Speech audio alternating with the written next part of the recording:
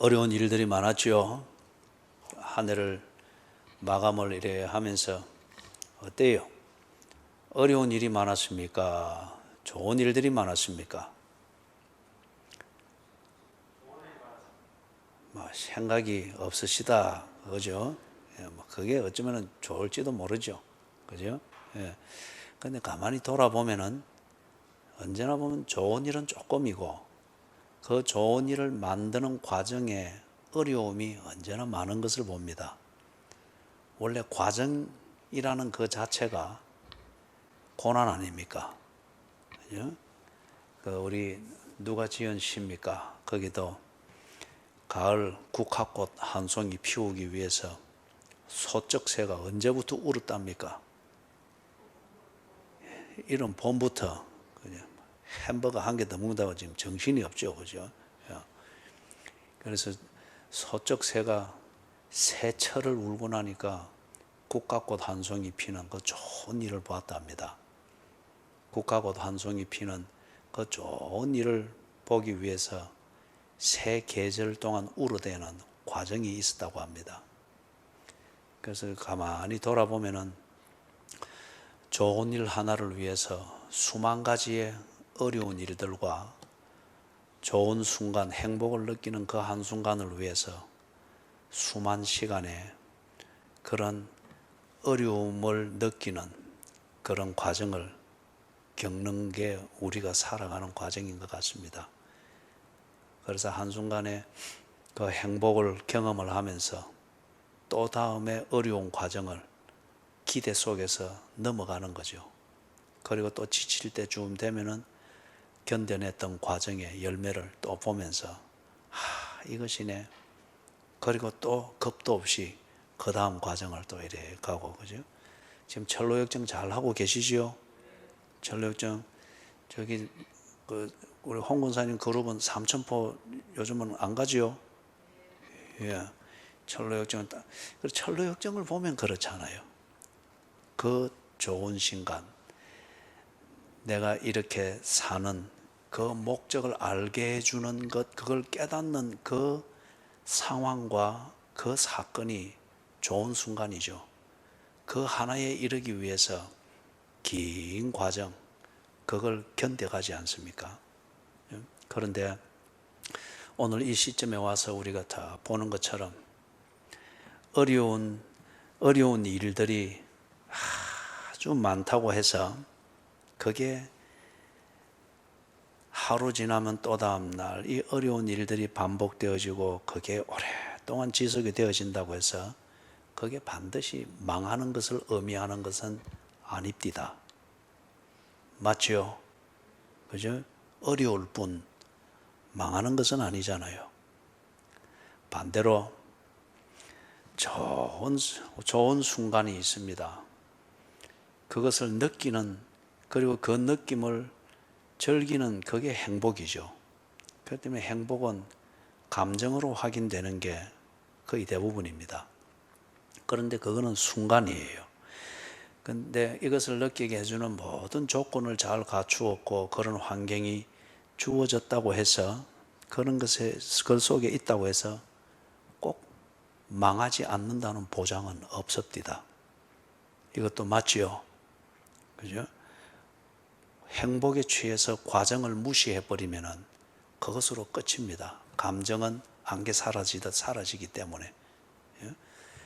반면에 어렵다고 해서 그게 꼭 실패를 의미하고 망한 것을 의미한 것은 아니죠. 과정에는 반드시 이르게 되는 목적이 있기 때문에. 그렇다면은 우리가 어려운 일들로 연속이 되어지는 그게 과정인 것을 알면은 이 과정도 어느 지점에 도달하면 끝이 난다. 그것을 잉태하기 위한, 그것을 낳기 위한 과정이구나. 이걸 알면은 어려움도 딱 기대와 희망 속에서 견디게 되겠죠. 좋은 순간이라고 해서 이것도 다음 과정을 가게 하기 위해서 내게 주는 힘이고 에너지를 충전하는 것이고 기대를 가지게 만드는 것이구나. 이걸 알면은 지금 내가 느끼는 이 행복감에 절대 안주하려고 하지 않죠. 그래서 스스로 망하지 않겠죠. 그죠? 오늘 읽었던 이 본문에서부터 사무엘상 31장까지 사울의 인생, 다윗의 인생, 흥하는 자, 망하는 자입니다. 그래서 이 두 인생에 참 어려운 과정에 연속되어지는 것들이 있고, 동시에 한편 참 좋았던 순간들, 거기에 머물고 싶은 그런 순간들이 이 두 인생에 있습니다. 그런데 사울은 망합니다. 다윗은 흥합니다. 그 이유가 뭘까요? 결코 내 삶이 지금 어렵고 이 어려운 상황이 1년 계속 이어진다고 해서 망하는 것은 아니에요. 그렇기 때문에 사울이 망한 것도 그것 때문에 망한 게 아닙니다. 어려웠다면 다윗이 어렵습니다. 좋은 순간들이 지속됐다. 그러면 그 긴 시간 지속된 좋은 순간들은 사울에게 있었습니다. 그죠? 그런데 사울이 망합니다. 다윗이 흥합니다. 그렇기 때문에 어려움이 많다 하여서 망하는 것도 아니고, 지금 내가 행복에 겨워 있다라고 해서 그게 흥하는 것도 아닙니다.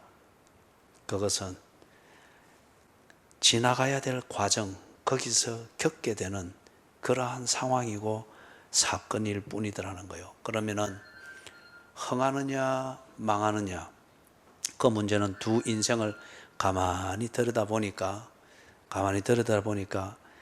그런 과정에서 내가 어느 길을 선택하느냐, 어느 길을 선택하며 어떤 관계에 머물러서 내 처신을 관리하느냐, 이겁니다.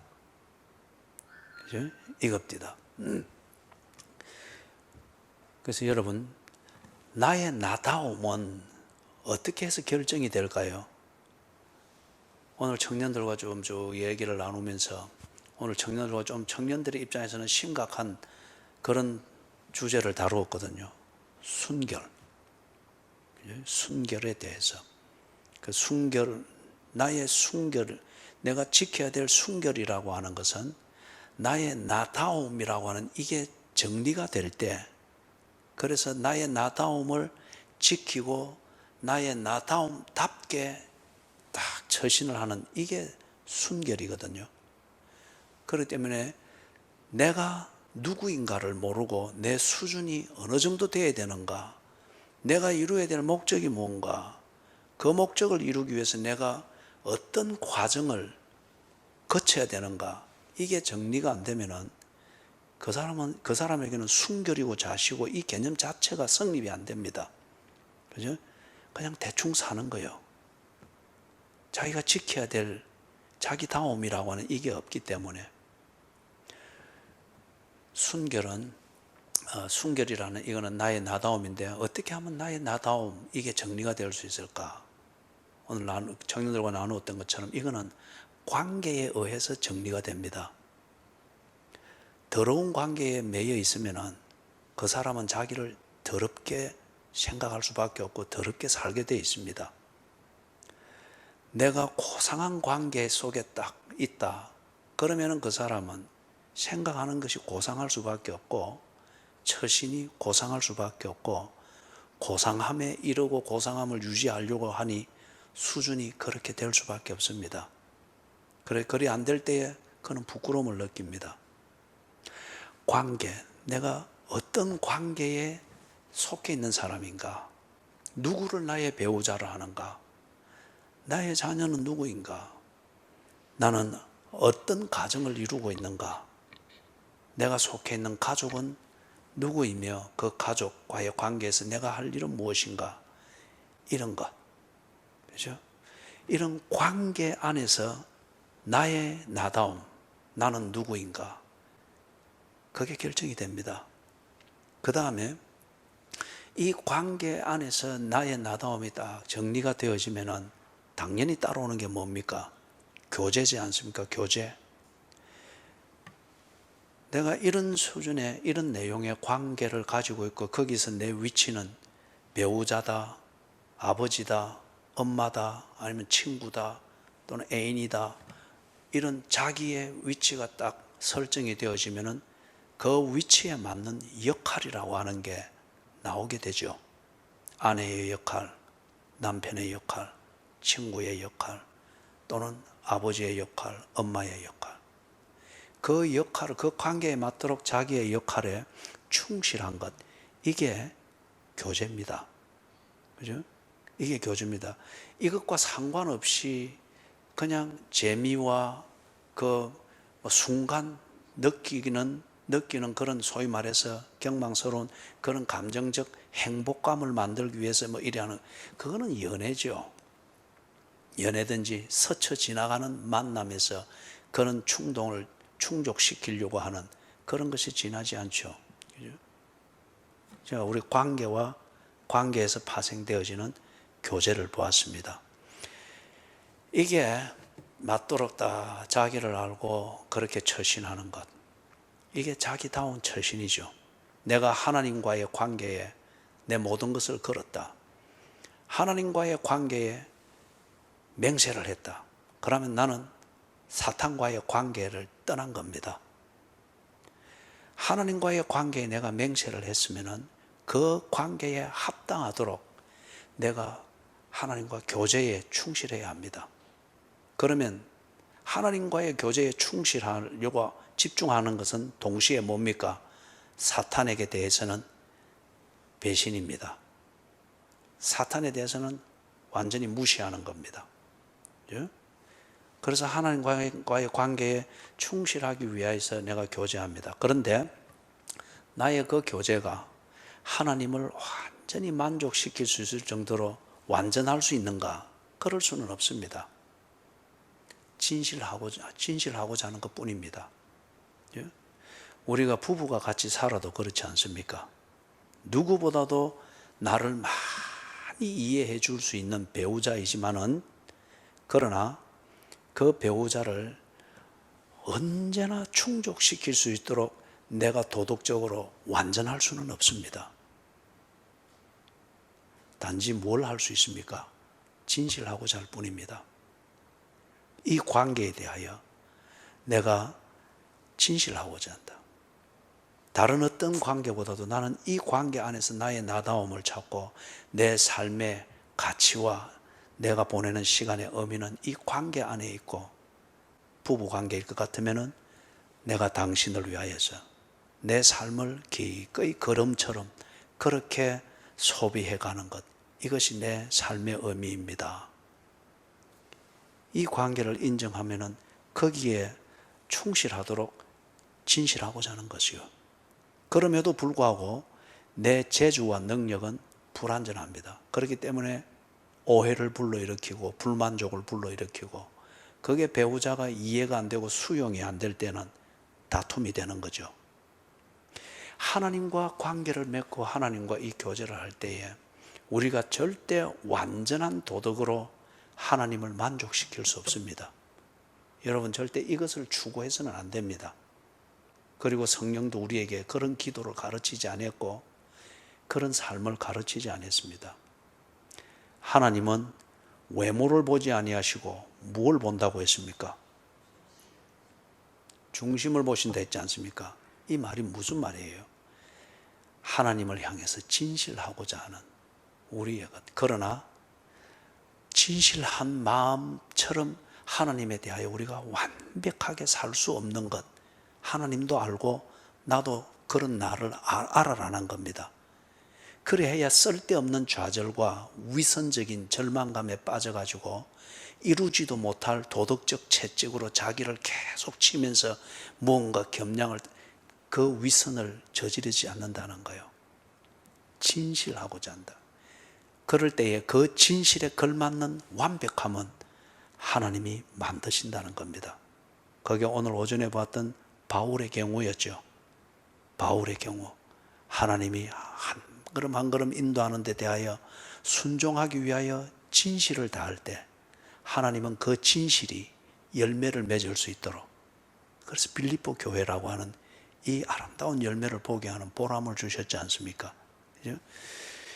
오늘 읽은 이 본문에서부터 31장까지, 사무엘상 31장까지 비교해 보면은 다윗의 인생과 사울의 인생이 이렇게 비교가 되면서 나옵니다. 한 장은 다윗, 한 장은 사울, 그 다음 장 다윗, 그 다음 장 사울, 이렇게 해서 두 인생이 딱 비교가 되어지면서 사무엘상이 딱 끝이 납니다. 다윗이 흥합니다. 다윗이 흥하고 사울이 망합니다. 1차적으로 짚어볼 차이는 뭐냐? 다윗은 하나님 앞에 하나님과의 이 관계에 다 매여 있었습니다. 그 관계 안에서 다윗은 자신의 정체성을 분명히 중심에 품고 있었습니다. 그리고 이 중심의 품은 하나님과의 관계 안에 있는 나 다윗이다. 이것에 맞추어서 하나님 앞에 진실하려고 했습니다. 진실하려고 했던 중심은 있으나 다윗의 처신은 보면은 아주 모순된 게 많습니다. 우리가 간단하게 보게 되겠지만 모순된 게 많습니다. 절대 완벽한 다윗이 아니었어요, 도덕적으로. 그러나 하나님 앞에 진실하고자 했습니다. 그 진실을 하나님이 받으시고, 중심을 보시는 하나님이 그 진실을 받으시고, 진실된 삶이 그의 열매가 되도록, 그의 인생이 되도록 하나님이 관계를 다듬어 가셨습니다. 그래서 다윗이 흥했습니다. 그게 뭐 부자가 됐다든 이런 의미가 아니라 수치스러운 삶이 아니었다는 거예요. 반면에 사울은 완벽하려고 했습니다. 그는 진실이라고 하는 이것에 대해서는 관심이 없었습니다. 그리고 사울은 하나님과의 관계 안에서 자기 자신의 정체성을 언제나 정리를 했던 사람이 아니고 주변의 사람, 그리고 주변에서 내게 주어질 수 있는 도움의 손길, 그것과 관계를 언제나 유지하려고 했습니다. 그리고 그 관계에서 자기 자신의 처신을 늘 생각하다 보니 주변에 있는 사람의 손길이, 내가 위기를 느낄 때에 그 손길이 내게 와서 도움을 줄 수 있는, 그걸 끌어내는 처신을 자꾸 하려고 했어요. 그러면서 자기 체면을 유지하려고 하는 이런 어설픈 완벽주의에 빠졌습니다. 사람이 결코 완벽할 수가 없거든요. 그래서 그는 망했습니다. 완벽할 수 없는 걸 가지고 완벽하게 자기를 지키려고 하고, 그 완벽을 지키는 근거로서 주변의 사람들과의 관계, 내게 도움을 줄 수 있을 것이라 여기는 그 사람들과의 관계에서 자기가 원하는 것을 얻어낼 수 있는 그런 방식의 처신을 하면서 완벽을 만들어 가려고 하다 보니 그 완벽은 이룰 수 없는 거예요. 그래서 결국 망했습니다. 사랑하는 여러분, 여기서 1차적으로 우리가 잘 정리를 해야 되겠습니다. 여러분이 어떤 관계에 속해 있는지 정리를 하십시오. 어떤 관계에 속해 있는지. 사탄과의 관계를 맺고 있으면 재미는 있습니다. 그런데 재미에 중독이 되면서 나중에는 아주 수치스럽게 소위 말해서 망했다고 하는 그걸 보면서 놀라게 될 겁니다. 사탄과의 관계에 맹세를 하면은, 그래서 거기에 탐닉을 하면은 하나님과의 관계는 있을 수가 없습니다. 반면에 하나님과의 관계에 대하여 딱 맹세를 하면은 사탄과의 관계는 무시될 수밖에 없고 사탄으로부터 배신자라는 소리를 들으면서 저항을 받습니다. 그게 우리가 겪는 피곤한 것이고 고난이고 성가신 것이고 그런 거죠. 그런데 그런 고난으로 절대 망할 리는 없습니다. 여러분의 관계를 분명히 하십시오. 부부 관계가 굉장히 중요합니다. 그러나 부부 관계에 집중하느라 하나님과의 관계를 무시하게 된다고 하면 당신의 부부 관계는 사탄의 놀이터에 지나지 않습니다. 그렇기 때문에 우선은 재미있지만은 그 부부 관계가 깊어질수록 나중에 남는 것은 수치와 후회입니다. 그죠? 부모와 자식의 관계도 중요합니다. 직장 생활도 중요합니다. 그러나 그런 소소한 삶의 관계가 근본적으로 하나님과 나와의 이 관계에 충실한 그런 생활의 관계로 그렇게 소속되어져 있을 때 그 관계는 분명히 내가 하나님 앞에 진실하고자 하는 이상 하나님은 그 진실을 가지고 꿈꾸기에도 과분할 정도의 삶의 현장을 만들어내실 겁니다. 나는 진실하고자 할 뿐, 반면에 하나님은 그 진실을 가지고 완제품을 만들어내십니다. 오늘 바울을 통해서 잘 보았죠, 그죠? 그렇기 때문에 여러분, 우리가 1차적으로 이 관계의 문제를 정리를 해야 됩니다. 하나님과의 관계가 정리가 안 돼 있으면서 하나님과의 관계에서 할 수 있는 말, 비슷한 말과 분위기 잡는다고 해서 그게 되는 게 아닙니다. 그 관계에 들어가야 됩니다. 그리고 진실하고자 하십시오. 여러분, 여기 28장 15절을 보십시다.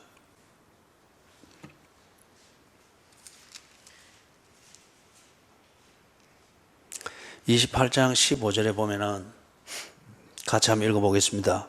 사무엘이 사울에게 이르되 네가 어찌하여 나를 불러 올려서 나를 성가시게 하느냐 하니 사울이 대답하되 나는 심히 다급하니이다. 거기까지만.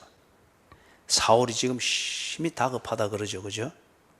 심히 다급한 상황에서 사울이 처신하는 게 있습니다. 이 처신하는 게 지금 뭔가 하면은 지금 신접한 여인을 찾아갔습니다. 우리말로 말하면 쉽게 말해서 용하다고 하는 이제 무당을 찾아갔습니다. 찾아가가지고 부탁을 하는 게 죽은 사무엘의 혼을 불러 올려라. 그런 거예요. 근데 그 앞에 사울이 그 이스라엘 땅에서 신접한 이런 일을 하는 자들을 다 쫓아내고 불법화 시켰거든요.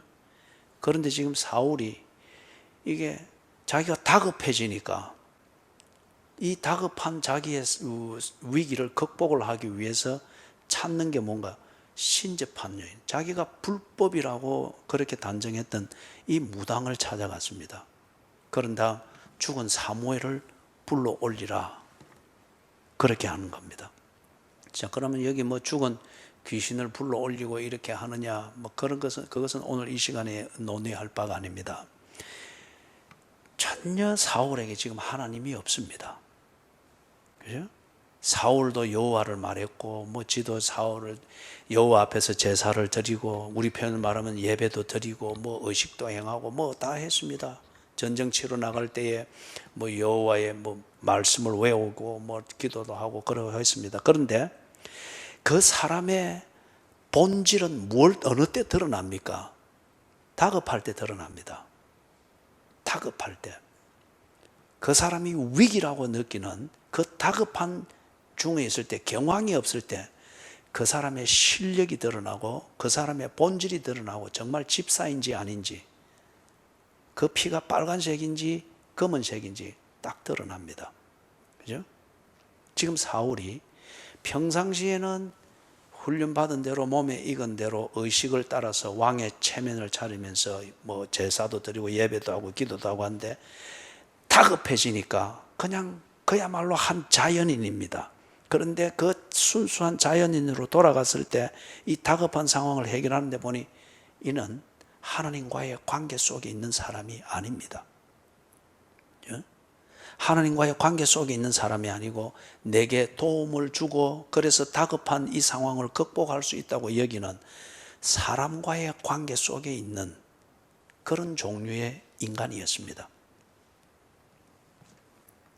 그 다음에 그의 그 진실을 또 보여주는 게 20절을 보세요. 20절 같이 읽습니다.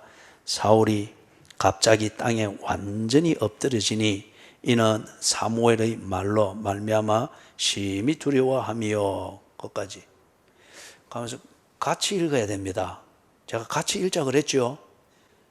그죠? 근데 오늘 햄버거의 그 패트가 좀 소고기였습니까? 와 같이 일자는데 아니고 들이받고 그래요. 다시 20절 시작. 사울이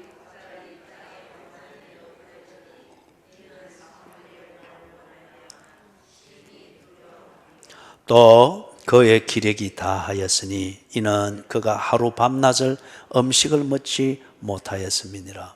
이해는 됩니다. 그죠? 사무엘에 불 올리라 하는 그 사무엘의 혼령이 쭉 올라와서 또 말하는데 요지는 뭡니까? 네 망한다. 그죠? 사울 네 망한다. 끝이다. 그죠? 그런데 앞에 보니까 막 사울이 그 사무엘 혼령을 보면서 막 읍소를 하잖아요. 그죠? 여호와께서 내게 꿈으로도 말 안 하고 선지자로도 말 안 하고 우리 표현을 말하면 기도에도 응답 없고 금식에도 응답 없고 예배를 드려도 잠만 오고 따분하고 여호와가 나를 버리는 모양이다. 왜 그렇습니까? 사울이 여호와를 뭐 그렇게 섬기고 하는 이거는 다급할 때에 이것저것 잡아보는 것 중에 그렇게 잡아보는 예배고 잡아보는 금식이고 기도예요. 그러면서 주소 들은 거는 많기 때문에 무슨 뭐 그런 표현들은 합니다. 그러나 딱 보다시피 여기서 딱 드러나다시피 이 사울은 하나님과의 관계를 맺지 않고 있습니다.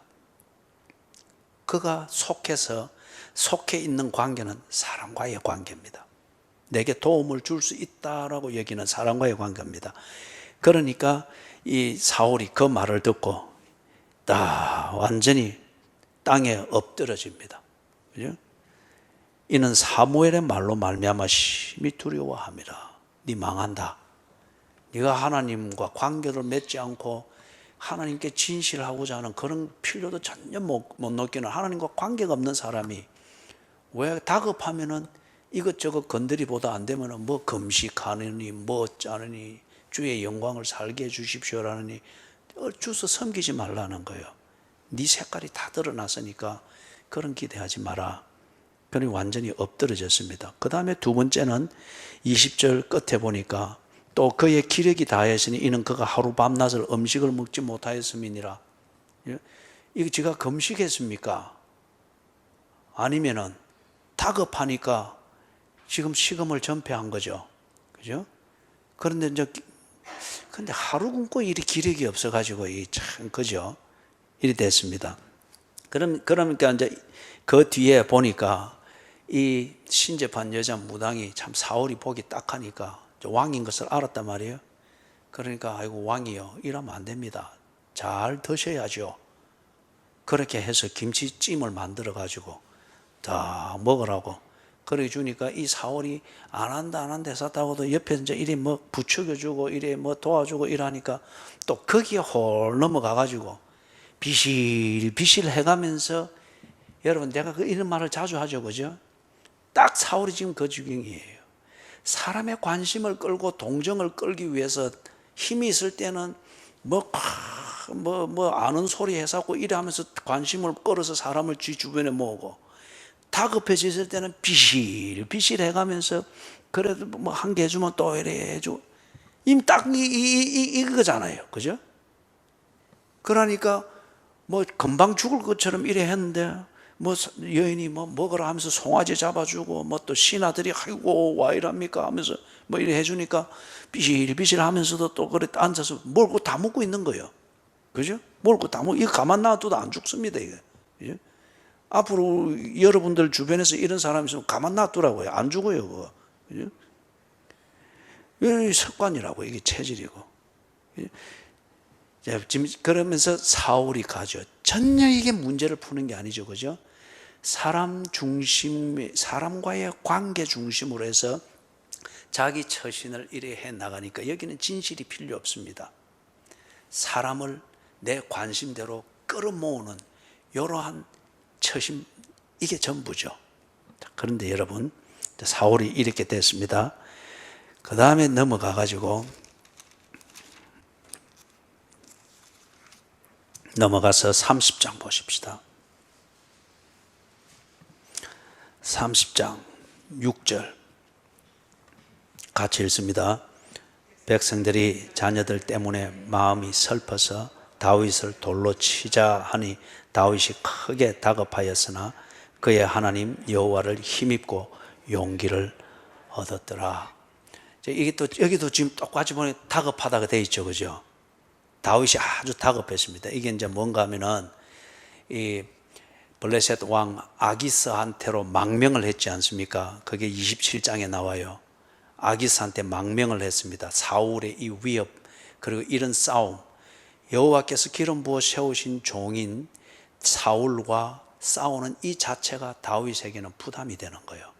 그래서 이걸 피하기 위해서 숙적인 블레셋 그 왕인 아기스의 왕에게로 정치적 망명을 했습니다. 그때에 이 정치적 망명을 했을 때 블레셋 왕 아기스가 다윗에게 거주할 곳을 따로 주었죠. 저 남쪽 변방에 있는 시글락이라고 하는 그 부락에 가서 머물도록 한 거예요.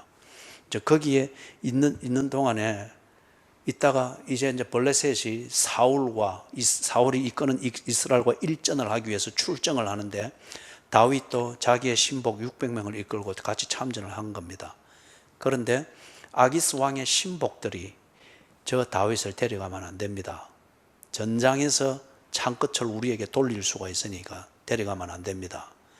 그래서 아기스 왕은 다윗을 절대 신뢰를 하지만은 전쟁에 나가는 마당에 참모들이 분란을 일으키면 안 되니까 다윗을 거기에 돌아가도록 합니다. 시글락으로.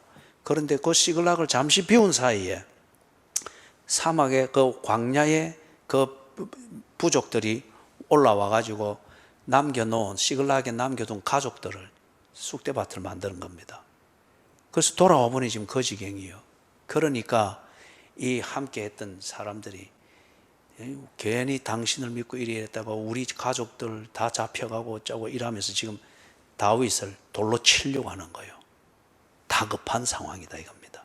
그런데 이때에 다윗은 어떻게 합니까? 사울과 달리 그의 하나님 여호와를 힘입고 용기를 얻었더라.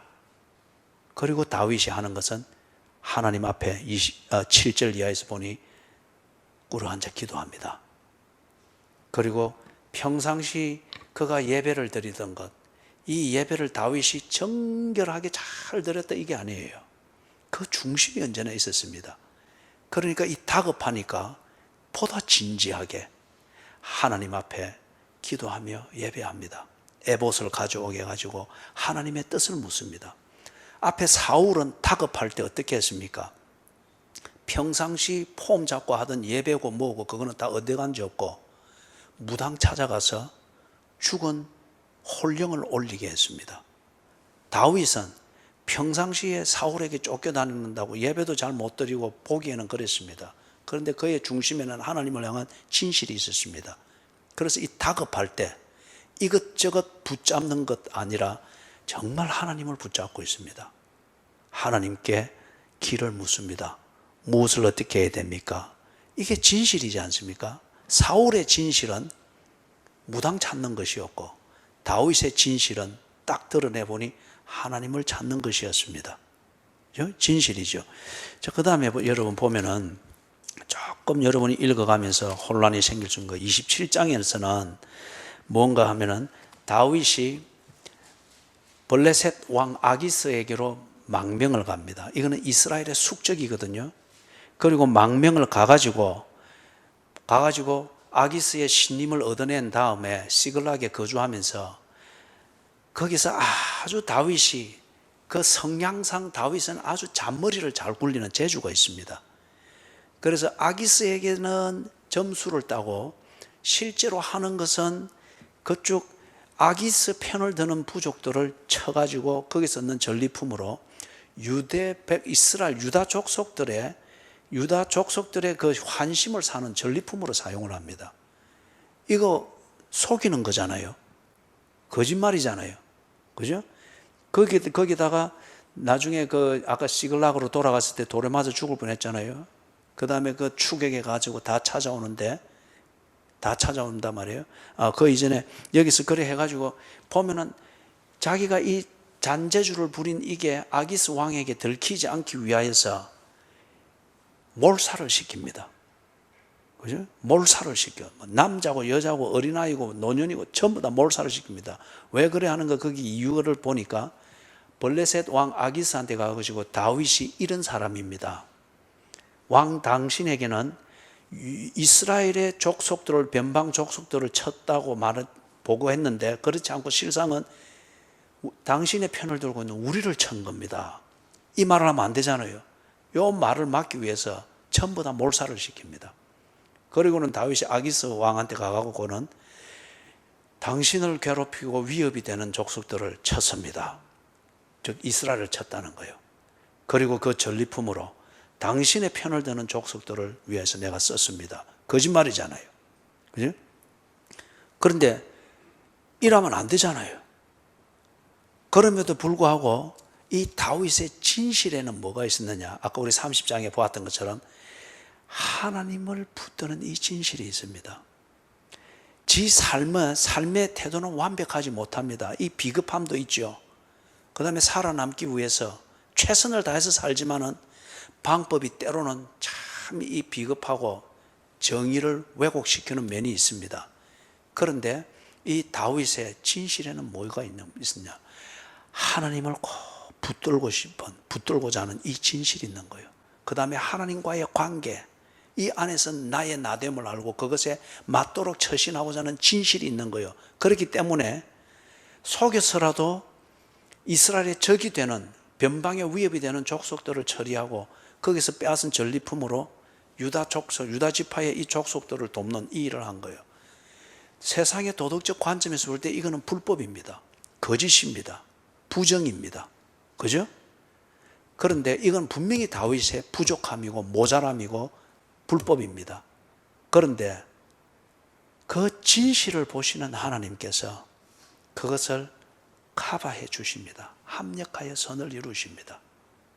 그죠? 그래서 아기스에게도 이 일로 인해서 큰 피해가 가지 않게 하고 동시에 이걸 통하여서 큰 그림에서 다윗이 특히 유다 지파에게 환심을 얻고 점수를 따게 합니다. 다윗이 하고자 했던 것은 완벽한 처신이 아니었고 진실한 처신이었습니다. 이 진실, 이것은 있으되 그의 처신은 불완전했고 잔머리를 굴리는 게 있었고 그랬습니다. 완제품을 만드는 것은 하나님이 만드셨습니다. 그죠? 하나님이 만드셨습니다. 이게 지금 다윗의 모습이고 그 다음에 28장에서 보면은 사울이 이 다급한 지경을 당했을 때 신접한 여인을 찾아가 가지고 죽은 사무엘의 혼령을 불려 올리는 것을 말합니다. 여러분, 왜 사울이 하필이면은 죽은 사무엘의 혼령을 불러 올리게 했을까요? 다른 귀신을 안 찾고 왜 사무엘의 혼령을 불러 올리라 했을까요? 사무엘이 살아있는 동안에 용했거든요. 그리고 하나님의 명령과 말씀을 사울에게 딱딱 전해주었거든요. 그렇기 때문에 사울에게서는 하나님과의 관계에서 하나님의 존재와 하나님의 권능과 능력에 대한 신뢰와 믿음이 있어서 그런 것이 아니고 용한 사무엘에게서 지금 뭔가를 듣고자 하는 거예요. 그런 수준에서 교회를 찾고 기독교의 신앙생활의 언저리를 맴돌고 있는 교인들이 너무 많습니다. 하나님을 믿는 것이 아니고 하나님을 믿는 사람들과 교회들을 통해서 하나님이 나타내시는 그 용하게 보이는 그 점괘를 받기 위하여서 교회 언저리를 맴돌고 있는 교인들이 얼마나 많은지를 모릅니다. 그렇기 때문에 그들이 다급하면은 하나님을 찾는 것이 아니고 하나님의 이름으로 용한 것을 보여주었던 그런 기독군을 찾거나 아니면 그런 분위기를 찾거나 그런 조직이 되어 있는 교회를 찾거나 이런 게 많죠. 사울이 28장에서 지금 그걸 말하는 거예요. 그죠? 자, 그런데 이제 마지막을 보십시다. 사울의 마지막을 보면은 31장. 조금 전에 내가 갑자기 큰 소리를 올린 것은 눈 뜨고 자고 있는 사람이 있기 때문에 여러분들이 내가 이거 안경으로 눈을 막 갔다고 해서 못 본다고 생각하면 안 돼요. 나는 여기만 딱 서면은 여러분의 눈썹까지 다 보입니다. 그래서 눈썹 클리닉 하는 데서 이 송충이처럼 한 것까지 쫙 다 보여요, 지금 딱. 그래서 졸지 마세요. 그죠? 안 졸려고 딱 그렇게 하시라고 해요. 예배를 도둑 맞는 것처럼 억울한 일이 얼마나 있어요. 얼마나 억울하겠어요. 여러분 31장을 보세요. 31장을 이제 보면은 여기 이제 블레셋 왕 아기스가 이끄는 블레셋 군과 사울이 이끄는 이스라엘과 일전을 벌입니다. 그런데 이스라엘이 맥도 못 추고 그냥 그대로 패전합니다. 거기서 사울이 죽는 장면이 나와요. 3절, 4절 같이 읽습니다. 사울이 패전함에 활 쏘는 자가 따라잡으니 사울이 그 활 쏘는 자에게 중상을 입은지라. 그가 무기를 든 자에게 이르되 네 칼을 빼어 그것으로 나를 찌르라. 할례 받지 않은 자들이 와서 나를 찌르고 모욕할까 두려워하노라 하나 무기를 든 자가 심히 두려워하여 감히 행하지 아니하는지라. 이에 사울이 자기의 칼을 뽑아서 그 위에 엎드러짐에 자살했다는 겁니다. 보십시오. 사울이 다급하면 다급할수록 사울은 주변에 사람을 자꾸 봅니다. 이게 뭔 말이에요? 사울이 평상시에 평온할 때는 제사도 드리고 하나님도 찾고 뭐도 하고 하는데 그의 진심에는 뭐가 있는 거예요? 사람입니다. 내게 도움을 줄 수 있는 사람을 기대하고 있고 그걸 관리하는 것이 그의 종교입니다. 그렇기 때문에 앞에도 봤던 것처럼 다급할수록 평상시에 붙들고 있던 것은 더 이상 붙들지 않습니다. 다급할수록 평상시에 믿고 있던 것을 붙듭니다. 그게 뭡니까? 주변에 쓸 수 있다고 여겨지는 사람입니다. 그리고 그의 그 믿음은 뭐죠? 완벽하고자 하는 거예요. 자기의 체면을 유지할 수 있는 이 위해서는 완벽한 처신이다 이렇게 생각을 하는 거예요. 그죠? 관계에 대한 충실과 진실이 아니고 자기 관리를 위해서 완벽한 처신을 하는 것, 체면을 유지하는 것. 그래서 결국에는 할례 받지 않는 자에게서 내가 모욕당하는 것이 여기도 종교를 갖다 붙이죠. 그럼 이 말은 지 죽음이 아주 추하게 보이는 것, 이것을 막겠다는 것인데 그게 기껏 하는 게 뭐냐? 자살입니다. 그리고 끝났습니다. 그런데 다윗은 여러분 참 어떤 면에서 그런 면에서 보면은 좀 우리가 사람의 관점에서 보면 좀 뻔뻔하고 거기에 있어요. 다윗은 평상시에는 보면은 지 기질대로 막 날뜁니다. 그죠? 거짓말도 했다가 뭐도 했다가 아기스한테도 갔다가 살아남기 위해서 뭐도 이래 하는데 다급하면은 다윗은 다 중심에 믿고 있는 것으로 딱 돌아옵니다. 그렇기 때문에 다윗은 하나님을 믿는 사람이었습니다. 그런데 불완전하고 때로 아주 도덕적으로 좋지 못한 것도 사용을 하고 이래 하는데 그런데 다윗은 그것으로 딱 돌아옵니다. 그래서 여러분 한 가지를 딱 가지고 두 사람을 비교하고 정리하십시다. 다시 돌아와서 28장 20절 28장 20절 거기 또 같이 읽어봅니다. 사울이 갑자기 땅에 완전히 엎드러지니 이는 사무엘의 말로 말미암아 심히 두려워함이요. 거기까지. 거기서 지금 사울은 무당 구대 가지고 올라온 그 혼령을 보면서 그 말을 듣고서 그냥 그대로 땅에 엎드려집니다. 좌절한 거죠. 완벽할 수 없으니까 무너졌습니다. 그런데 이와 유사한 게 있죠. 요 이제 뒤에 다윗이 왕이 되고 난 뒤에 간음해서 재미 봤죠. 욕구가 충족됐으니 재미 봤죠. 그러고 난 뒤에 이것도 완벽하게 처리를 하려고 거짓말 해가지고 딱 거기 바세바 남편 죽게 해서 완전 범죄 만들었죠. 이걸 누가 덜 추어냅니까? 나단이라고 하는 선지자가 와가지고 네가 그 사람 아이가 하고 다윗의 죄를 딱 지적하니까 다윗이 어찌 됐습니까? 그대로 시인했습니다. 내가 그 사람 맞습니다. 그리고 회개했습니다. 그때 회개하는 그 장면을 보면은 표현하기 시편에서 눈물로 내 침상을 띄우나이다. 그리고 시편 51편에서 내 뼈에 썩이는 것이 들어왔나이다. 그리고 간절히 간곡하게 하나님께 통곡하며 자복하기를 주의 성신을 내게서 거두지 마옵시고. 그죠? 정말 불완전한 사람이었습니다. 그러나 다윗에게 있는 것은 딱 하나였어요. 진실이었습니다. 하나님과의 관계에 대하여 진실하고자 했습니다. 그렇기 때문에 그의 이 불완전함으로 인해서 그 진실이 오도되거나 관계에 오점을 남기는 이것이 탁 덜 추워지고 이게 자기의 폐부를 찌를 때에 다윗은 그 진실대로 돌아갔습니다. 그래서 사울처럼 체면이 무너지고 완전하지 못한 게 들통이 나가지고 그래서 더 이상 완전할 수 없어서 기진맥진해서 무너져서 도덕적인 양, 채신적 이런 처신을 하지 않고 다윗은 하나님과의 관계 이 위에서 자기 다움 이 처신을 하는 진실이 있었습니다. 회개했단 말이에요. 그 다음에 두 번째 20절 하반절 같이 읽습니다. 또 그의 기력이 다하였으니 이는 그가 하루 밤낮을 음식을 먹지 못하였음이라.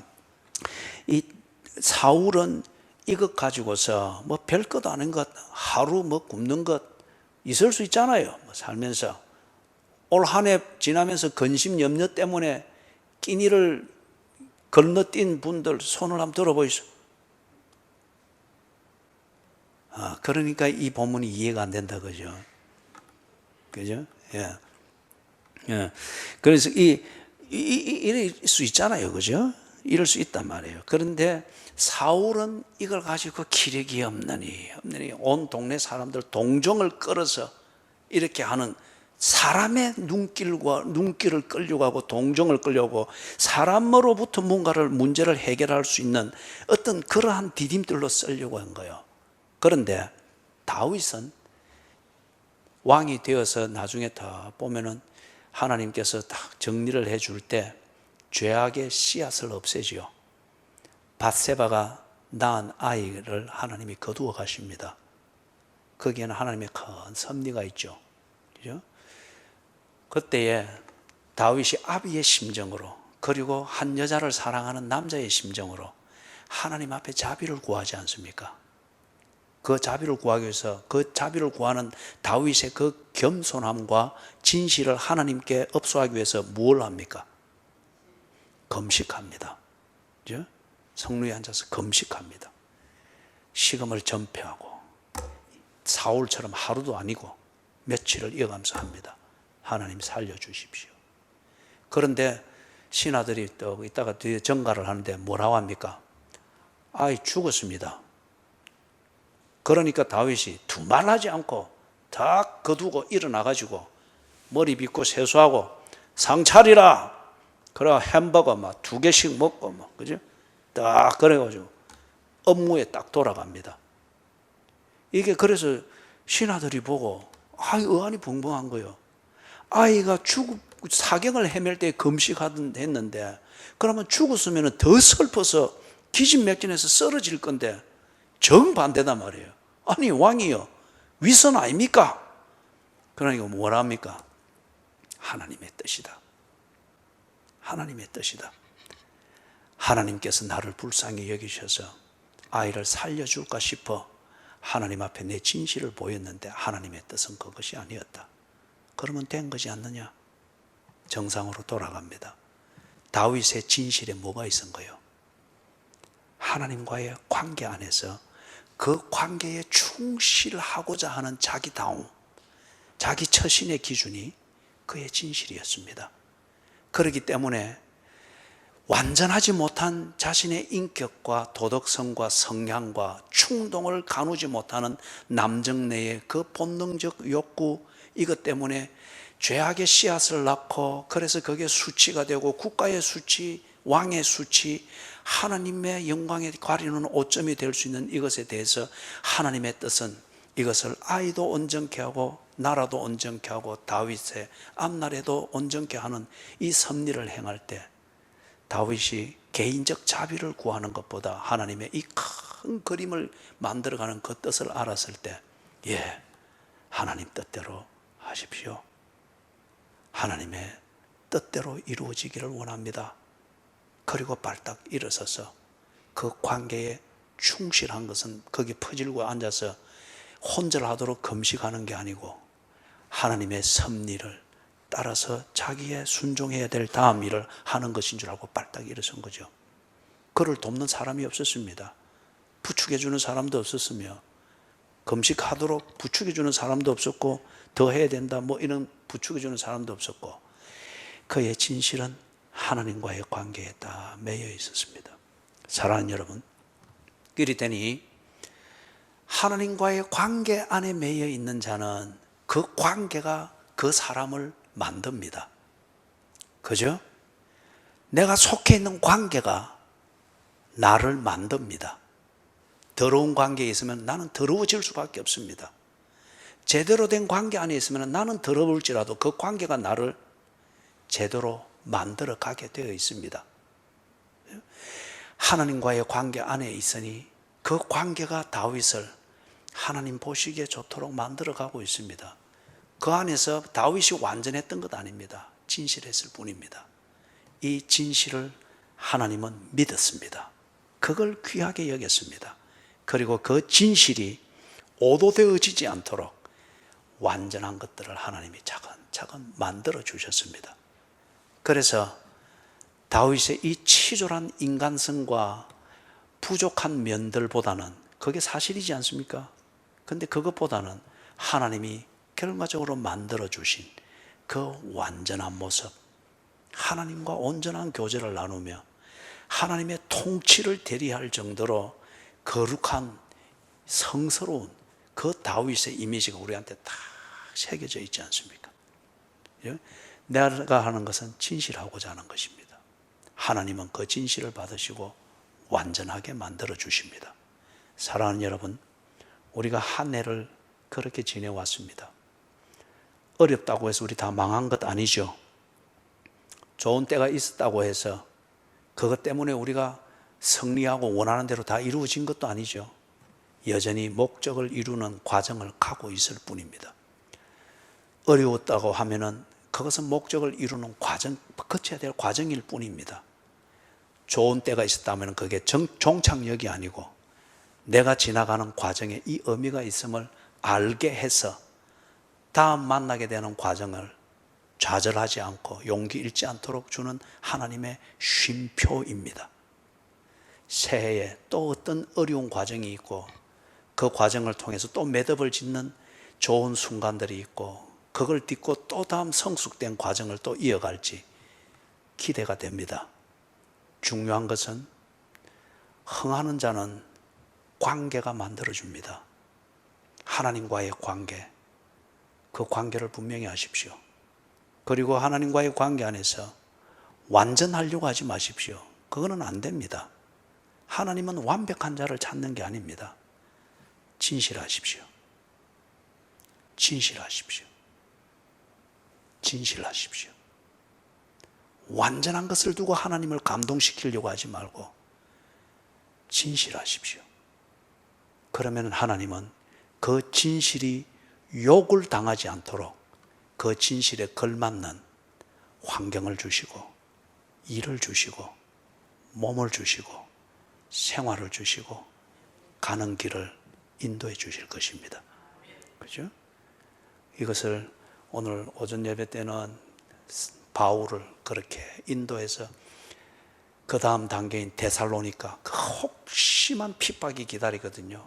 갈 수 있도록 빌립보 교회가 세워지는 것을 보여주고, 그 다음에 우리에게는 여호와 이레라고 하는 이것을 보게 하셔서 우리가 지금 지나가는 이 과정은 혼돈이 아니라 다음의 일을 준비하시는 하나님의 인도하심이구나. 이거 분명히 정리됐죠? 그래서 하나님의 인도하심 앞에 적각 순종할 수 있도록, 전방위로 순종할 수 있도록 다른 모든 것들을 다 내려놓게 하는 작업을 하나님이 하시는, 멋지지 않습니까? 그죠? 그렇기 때문에 내년에도 우리는 재미있을 거요. 고생하면서 재미있을 거고, 그 고생의 보람을 나누면서 햄버거 먹으면서 재미있을 거고, 두 개째 도둑질해 가다 잡혀가지고 재미있을 거고, 그 뒤에 또 하나님께서 우리에게 성숙된 만큼 뭔가를 또 이루어서 쉬어가게 하는 것을 내년에도 보게 될 것이니 할렐루야! 다 같이 자리에 일어나.